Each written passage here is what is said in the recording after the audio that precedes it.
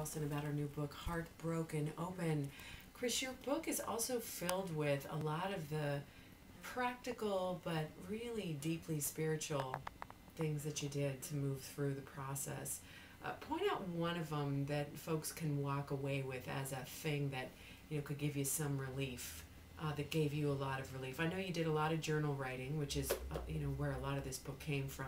Yes. But talk a little bit about that for folks who want to hang on to something practical.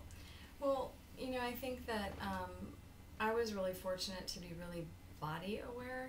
I would have grief build in my body, and I really wouldn't know. I wasn't super, I wouldn't say I was a totally expressive person before I went into grief. Like, I had a really hard time crying before I went into grief. But what I realized is that, the emotions that you have and the tools that you have are some of the most basic to being human, which are to scream, to cry, to move. I would often lay on the floor, and one of the most healing mechanisms I had was that my stomach would hurt, and I would just let my body start to shake. Mm-hmm. I would shake, and I wouldn't censor anything. I wouldn't filter anything. I just allowed my body to do what it needed to do, and which is what animals do, by the way, when they're in shock or have had some sort of a deep loss.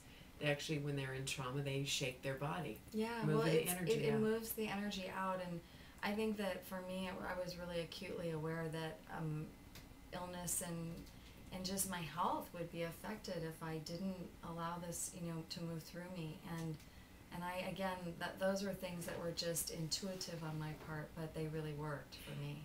So you've come through the other side, and from here, looking back, what was the hardest thing that you felt like you had to deal with? And when we come back after the break, let's talk a little bit about that.